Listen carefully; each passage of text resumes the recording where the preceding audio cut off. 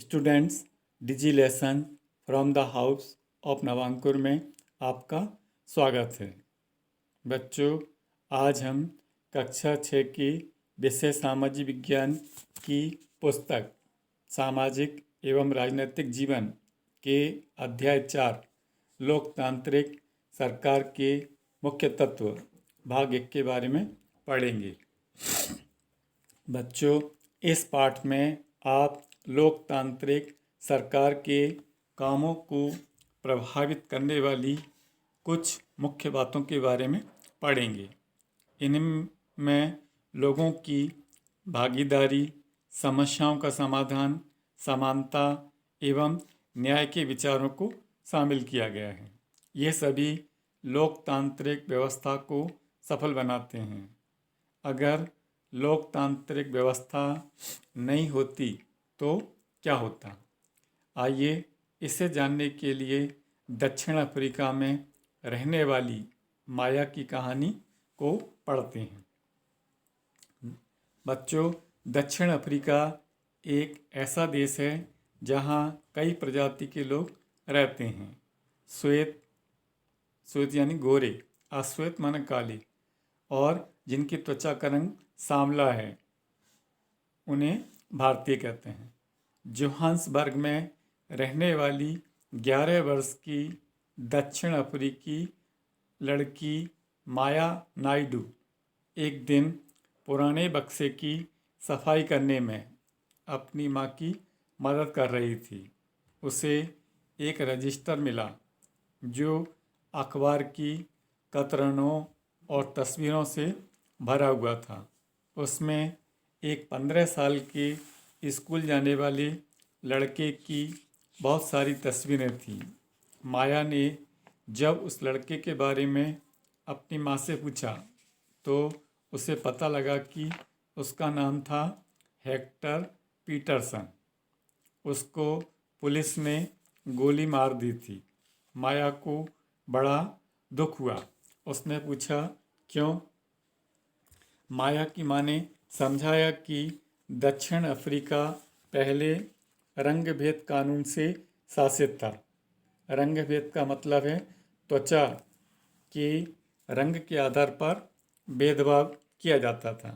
दक्षिण अफ्रीका की प्रजातियां इसी आधार पर अलग अलग समूहों में बटी हुई थीं।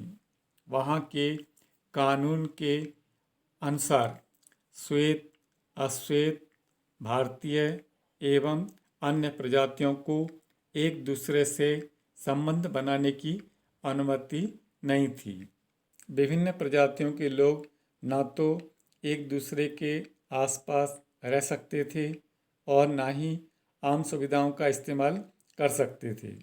माया को अपने कानों पर विश्वास नहीं हो रहा था।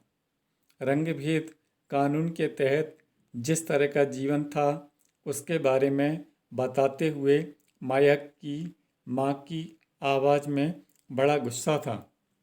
उन्होंने बताया कि श्वेत और अश्वेत लोगों के अस्पताल भी अलग अलग होते थे और अस्पताल की गाड़ियाँ भी। श्वेत लोगों के लिए जो अस्पताल की गाड़ियाँ थीं वे ज़रूरतों के सामानों से सुसज्जित थीं, यानी कि उसमें सब सुविधाएं उपलब्ध थीं। जबकि अश्वेत लोगों के लिए जो गाड़ियाँ थीं उनमें सुविधाएं उपलब्ध नहीं थीं। उनके लिए रेल एवं बसें भी अलग अलग होती थीं। यहाँ तक कि श्वेत और अश्वेत लोगों के लिए बस स्टैंड भी अलग अलग होते थे। बच्चों, अश्वेत लोगों को वोट देने की भी इजाज़त नहीं थी। देश की सबसे अच्छी ज़मीन श्वेत लोगों के लिए आरक्षित थी और अश्वेत लोगों को खेती के लिए सबसे घटिया ज़मीन दी जाती थी। इससे पता चलता है कि अश्वेत लोगों एवं भारतीयों को श्वेत लोगों के बराबर नहीं माना जाता था। उनके साथ भेदभाव किया जाता था। बच्चों, दक्षिणी पश्चिमी हिस्से में एक शहर था सोवेटो, जहाँ सिर्फ अश्वेत लोग ही रहते थे। हेक्टर पीटरसन वहीं रहता था। वहाँ के श्वेत लोग अफ्रीकांस भाषा बोलते थे। हेक्टर और स्कूल के अन्य विद्यार्थियों पर इस भाषा को सीखने के लिए जोर डाला गया, जबकि वे अपनी भाषा जुलू सीखना चाहते थे। हेक्टर अपने सहपाठियों के साथ मिलकर अफ्रीकांस सीखने का विरोध कर रहा था। दक्षिण अफ्रीका की पुलिस ने विरोध करने वाले इन लोगों को बड़ी बेरहमी से पीटा और भीड़ पर गोलियां चला दी। उनमें से एक गोली हेक्टर को लगी और 16 जून 1976 को उसकी मृत्यु हो गई। अफ्रीकी राष्ट्रीय कांग्रेस और उनके जाने माने नेता नेल्सन मंडेला ने रंगभेद के खिलाफ बहुत लंबे समय तक संघर्ष किया। अंततः 1994 में उन्हें सफलता मिली और दक्षिण अफ्रीका एक लोकतांत्रिक देश बना। तब से सभी प्रजातियों के बारे लोगों को बराबर माना जाने लगा। बच्चों, हमारे यहाँ नियमित रूप से चुनाव क्यों होते हैं? आपने पिछले पाठ में पढ़ा है कि लोकतंत्र में लोग निर्णय लेते हैं। चुनाव में वोट देकर वे अपनी प्रतिनिधि चुनते हैं। ये प्रतिनिधि ही लोगों की तरफ से निर्णय लेते हैं। यह मानकर चला जाता है कि प्रतिनिधि निर्णय लेते वक्त लोगों की आवश्यकताओं और मांगों को ध्यान में रखेंगे। कुछ अखबार देखिए और उनमें दी गई चुनाव की खबरों पर चर्चा कीजिए। एक निर्धारित समय के बाद चुनाव होते रहने की क्या ज़रूरत है? बच्चों, चुनाव होने से लोगों का सरकार पर नियंत्रण बना रहता है। बच्चों, सभी सरकारों को एक निश्चित समय के लिए चुना जाता है। भारत में यह अवधि 5 वर्ष की है। एक बार चुने जाने के बाद सरकार 5 वर्ष तक शासन करती है। सरकार का फिर से शासन में बने रहना तभी संभव है जब लोग उसे दोबारा चुनें। चुनाव का समय लोगों के लिए वह घड़ी है जब वे लोकतंत्र में अपनी ताकत को महसूस करते हैं। इस तरह से नियमित चुनाव होने से लोगों का सरकार पर नियंत्रण बना रहता है। बच्चों, भागीदारी के अन्य तरीके। चुनाव 5 वर्ष में एक बार होते हैं। वोट देने के अलावा लोकतांत्रिक सरकार के निर्णयों और नीतियों में लोगों के भाग लेने के और भी कई तरीके हैं। लोग सरकार के कार्यों में रुचि लेकर और उसकी आलोचना माने निंदा करके भी अपनी भागीदारी निभाते हैं। बच्चों, अगस्त 2005 में जब एक खास सरकार ने बिजली का किराया बढ़ाया, यानी बिजली के दाम बढ़ाए, तो लोगों ने अपना विरोध बहुत ही तीखे रूप में व्यक्त किया। लोगों ने जुलूस निकाले और हस्ताक्षर अभियान चलाए। सरकार ने अपने निर्णय के बचाव में तर्क दिए, लोगों को समझाने की कोशिश की, लेकिन उसे लोगों की मांग माननी पड़ी और बिजली के बढ़ाए गए दामों को घटाना पड़ा। सरकार को अपना निर्णय बदलना पड़ा क्योंकि वह आम जनता के प्रति जिम्मेदार है। बच्चों, ऐसे कई तरीके हैं जिनके द्वारा लोग अपने विचार व्यक्त कर सकते हैं और सरकार को यह समझा सकते हैं कि उसे क्या कार्रवाई करनी चाहिए। इन तरीकों में धरने, जुलूस, हड़ताल, हस्ताक्षर अभियान आदि शामिल हैं। इनके जरिए जो बातें गलत हैं और न्याय संगत नहीं हैं, उन्हें सामने लाया जाता है। बच्चों, यहाँ किसी पर सहमति या असहमति प्रकट की जा रही है। जैसे ये चित्र दिखाई दे रहा है, इसमें पीने के पानी के लिए बर्तन रखे हुए हैं। अब 2 व्यक्ति आपस में बात कर रहे हैं। हाल बुरा नहीं है, ज़रूर पास के किसी गांव में नल से पानी आ रहा होगा। दूसरा है संपादक के नाम एक चिट्ठी। पोस्टरों पर रोक लगे। दीवारों पर लगे पोस्टर किसी भी शहर की सुंदरता को खराब करते हैं। कई बार पोस्टर महत्वपूर्ण स्थानों एवं साइन बोर्डों पर चिपका दिए जाते हैं। यहाँ तक कि सड़क के नक्शों पर भी इन्हें चिपका दिया जाता है। सभी राजनीतिक दलों को चाहिए कि वे इस तरह के पोस्टरों पर रोक लगाने के लिए सहमति बनाएं। अगला है कार्यवाही। यह चिंता का विषय है कि भारत में बाघों की संख्या में लगातार गिरावट आ रही है, यानी कि उनकी संख्या धीरे धीरे कम होती जा रही है।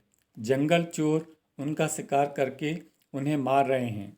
यह काम वे उनकी खाल पाने के लिए कर रहे हैं। सरकार ने इस मुद्दों को पूरी गंभीरता से नहीं लिया। सरकार को इन पर जल्द से जल्द कार्रवाई करनी चाहिए। जंगल चोरों को गिरफ्तार करना चाहिए और बाघों की सुरक्षा के लिए बनाए गए कानून को लागू करना चाहिए। यदि ऐसा नहीं हुआ तो आने वाले 10 सालों में बाघों की प्रजाति समाप्त हो जाएगी। अगला है बाढ़ पीड़ितों को मुआवजा अवश्य दें। बच्चों, अखबार, पत्रिकाएं एवं टेलीविज़न भी जनता से जुड़े हुए मुद्दों और सरकार की जिम्मेदारियों पर चर्चा करने में महत्वपूर्ण भूमिका निभाते हैं। जहां यह सच है कि लोकतंत्र लोगों की भागीदारी का मौका देता है, वहीं यह भी सच है कि सभी वर्ग के लोगों को यह मौका नहीं मिल पाता है। लोगों के लिए भागीदारी का एक अन्य तरीका यह भी है कि वे आंदोलन करें और जो सरकार और उसके काम करने के तौर तरीके को चुनौती दें। दलितों, आदिवासियों, अल्पसंख्यकों, महिलाओं एवं अन्य लोगों की भागीदारी अक्सर इन आंदोलनों के जरिए ही हो पाती है। बच्चों, अगर देश के लोग सजग का मतलब होता है जागरूक हैं और इस बारे में रुचि लेते हैं कि देश कैसे चलाया जाता है, तो उस देश की सरकार का लोकतांत्रिक स्वरूप और भी मजबूत होता है। अगली बार अगर हमें शहर, कस्बे या गांव की गली से कोई जुलूस गुजरते हुए दिखे तो हम एक क्षण रुककर पता करेंगे कि जुलूस किस लिए निकाला गया है, उसमें भाग लेने वाले कौन लोग हैं और वे किस मुद्दे पर प्रदर्शन कर रहे हैं। इससे हमें यह समझने में मदद मिलेगी कि हमारी सरकार कैसे काम करती है। अगला है विवादों का समाधान। आपने माया की कहानी में पढ़ा कि कैसे विवादों या समस्याओं के समाधान के लिए कई बार हिंसा का प्रयोग किया जाता है। ऐसा इसलिए होता है कि एक समूह यह मान लेता है कि दूसरे समूह को विरोध करने से रोकने के लिए बल का इस्तेमाल करना उचित है। माया की कहानी को दोबारा पढ़िए। क्या आपको लगता है कि पुलिस द्वारा की गई हेक्टर की हत्या को रोका जा सकता था? कैसे?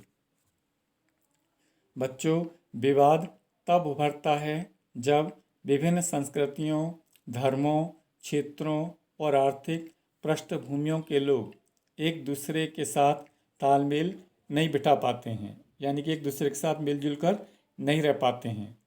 ऐसा तब भी होता है जब कुछ लोगों को लगता है कि उनके साथ भेदभाव किया जा रहा है। लोग अपने विवादों को खत्म करने के लिए हिंसात्मक तरीके भी अपनाते हैं, जिससे अन्य लोगों में भय और असुरक्षा की भावना उत्पन्न होती है। सरकार की यह जिम्मेदारी है कि वह विवादों का समाधान करे। धन्यवाद।